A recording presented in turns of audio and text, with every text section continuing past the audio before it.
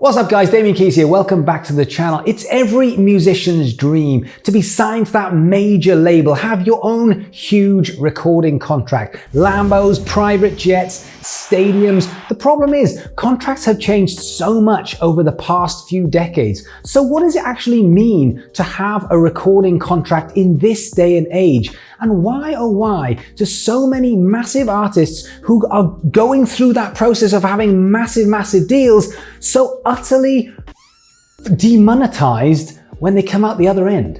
Now, I am not a music industry lawyer, but I do get sent record contracts from artists on a regular basis, sometimes every single week, and they all look completely different. So today we are going to look at what is a record contract, what's in a record contract, and what are the things that you should look out for so that you don't become the next horror story statistic when it comes to being a massive artist falling out of favor with a label.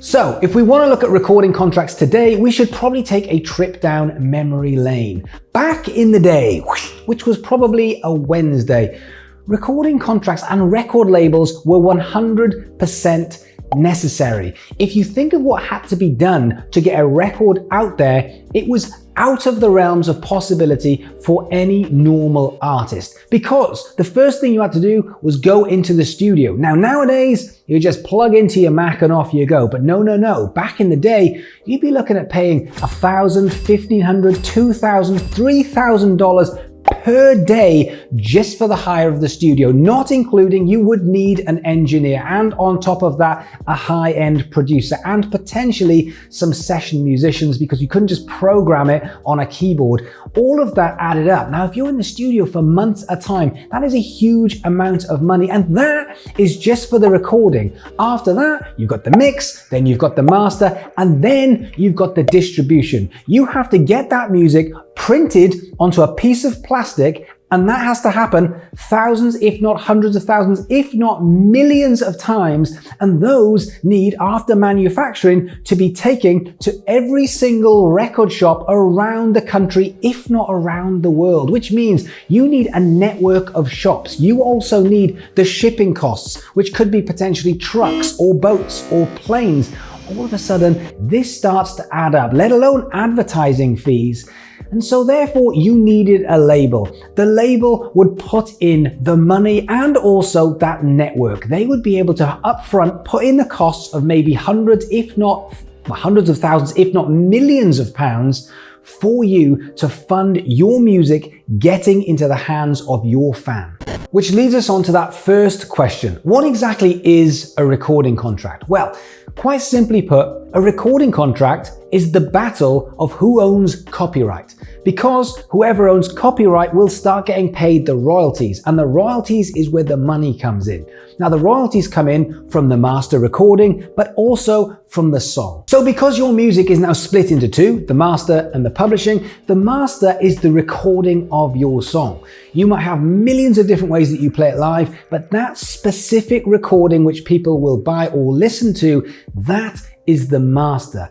And that means in every record contract, there is a clause which says about exploiting your master recording, which means the label or whoever owns that master recording can use that to make money. In other words, it says, we are going to get this listened to, but every time it's listened to, we're going to take some money. Whether that's it's listened to because it's on TV, or it's on radio, or it's streamed, or it's on a computer game, via CD or vinyl, whether it's even a public performance where you are at a game of football and it gets played across the loudspeaker. Anything where that gets played, that master gets played, somebody is getting paid. So what is in a recording contract? Well, the basics might be the same, but the devil is in the detail, because every deal will be different, and it depends on so many different things. It depends on the artist, it depends on the label, it depends on how long, it depends on how much money, it depends on how much leverage. There are so many bits that go into this deal, but effectively, everything that is going to be delivered and everything that you need to know is going to be in this record contract, including how long. Is this going to be for one song, or is this going to be for 5 albums? Also, who pays for what? Who's paying for the recording, the video, the PR, the ads, the tour, the merch? All of that needs to be decided and signed off so that there's no surprises, which also means Who's getting paid for what? All of the same things then come back up. And if I'm paying for this, what do I get in return? Everything is in this contract, including your royalty splits. Now, a big bone of contention with artists is how long they are signed for. Usually, once they've already been signed, become successful, and seen how much money is being made by a label, and they say, hang on a minute, this is completely unfair. But everything is in that contract that you first signed. And when you're an up-and-coming artist, that label, they probably will want you for as long as possible, or at least the option for as long as possible. So you have to be very, very careful what you're signing up for.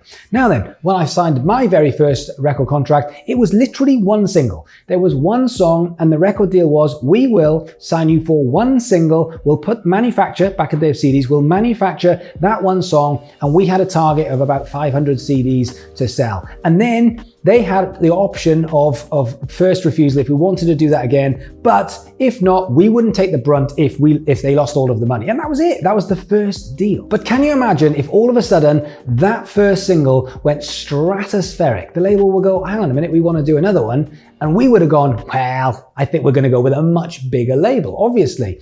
So if they'd have said, well, in which case, we're going to sign your whole life away, and this is where artists sell their soul, at that point, then we could go and get that massive stratospheric single, and we are now tied in. And we're like, oh, we could really do with going to a bigger label, getting some more clout, but we can't because we're tied in. This is where you have to be very, very careful of what you're signing up for. Now then, fast forward to today, and the music industry is a very, very different playing field, needing a very different record contract because the music industry is completely different. People don't listen to those little round shiny CDs anymore, even though I do get a lot of stick for saying that. In 2001, 731 million CDs were sold in the US. Fast forward to 2020, and 31 million CDs were sold across the entire of the country. That is a huge dip. Why? Because now everyone streams. The problem with that is there's not as much money in streaming as there was in manufacturing CDs. So the labels and the contracts have had to evolve and be completely different to today than they were 20 years ago. And on top of that, the costs are different. Nowadays, it doesn't cost you 1,500 quid to go into the studio. You can if you want, but it could be free. Also, manufacturing. No, there's no manufacturing. Now it's streaming, 20 bucks, and it's online. It's a very, very different playing field. And so recouping the money and also spending the money is very, very different. And the record contracts need to reflect that. So over the last 10 to 20 years, you've started to see more and more 360 deals. A 360 deal is where the label will take a percentage of everything. Even though they say it's everything, but it's not really everything. It's kind of like a multi-stream. So effectively, they could potentially take a percentage of touring or a percentage of merch as well as the recording. But there's not really many 360s where they will take a percentage of everything that you do. And I can hear what you're saying. You're going, that's crazy. They take all of our money. But think of it like this. If a label comes along and invests $250,000 and says, for that 250 grand, we are going to use our network, we are going to use our power, we're going to try and get you on tour supports, we're going to be doing a lot of advertising. All of that costs money, even if the recording doesn't cost money and the distribution doesn't cost the same money. The marketing and the advertising nowadays absolutely costs a lot of money. Now, when it comes to recouping that $250,000, when it comes to streaming, every time it gets played, they're going to get 0.003 cents for a click. I mean, which is nothing. How many streams do you need to recoup that $250,000? Far too much risk. So they say, well, in which case, it's a different game now. So what we will do is we will still invest that 250K, but we want a slice of the bigger pie, i.e. touring or merch. So effectively, a record label is kind of like a bank investing in you, but also a bank with some clout that can get hold of some high-end people to push your career forward, which is fantastic. But in which case, when it comes to leverage, what are the things that you need to watch out for when you are signing your record contract? Well, the first thing is, and something I say pretty much on a daily basis, is don't sign anything without a lawyer. A music industry lawyer is worth their weight. And this is where you get so many artists who 10 or 20 years down the line are crying because they didn't sign something good. They signed anything. Yes, please, I just want to be famous and rich and get my music out there. And they signed their soul to the devil. Now, these labels, I mean, they're not there for you, they're there for them. They're there to make money, and they're there to build a library that are assets effectively to make money. Now, if you sign something that's bad, that is on you, and that is where you need a lawyer, because most contracts are full of legalese. Legalese is that kind of legal speak that no one speaks unless you're half Klingon or you're just some weird Latin speaker. So therefore, you need to either understand, or you need someone in your corner who does understand the key phrases. Those key phrases could be the difference between you receiving millions or nothing. Key phrases also like commercially viable, which is where the label says you have to write hits, and if we don't think they're hits, we're not allowing you to put it out. Now that could be the difference between stalling your whole career, or 1 or 2, 3 albums down, all of a sudden you're trying to get out of your contract and going, just put something together, and they're saying, no, no, no, no, no, this is still gonna make us some money. So that is a phrase you've got to be very, very careful of. You're saying the artistic license is also shared now by the label. Or another phrase is minimum marketing spend. You wouldn't believe how many artists I've talked to who have been screwed over by this. A label comes on, records the music, pays for the music, and then says, we don't have any marketing budget, leaving that to be fronted by the artist, who's got to sort out press or pluggers or PR or advertising, which all adds up, potentially thousands, tens of thousands, or even hundreds of thousands of dollars. Another one is repayable advances. Ooh, what you don't want to happen is for this deal to be over and all of a sudden you still have debt.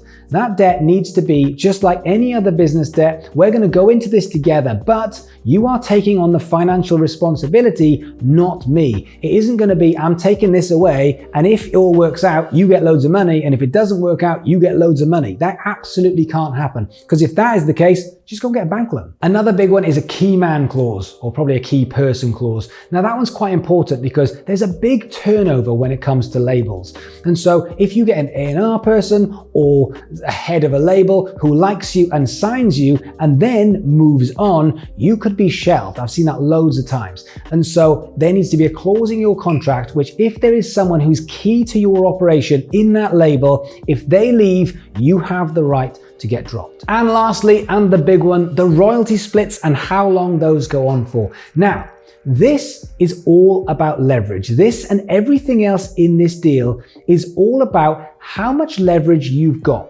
So therefore, the proof you have in your social media, in your actual audience, is absolutely key. And you can totally turn around to a label and say, hey, this is happening with or without you. And so these are the numbers we want. This is the split we want.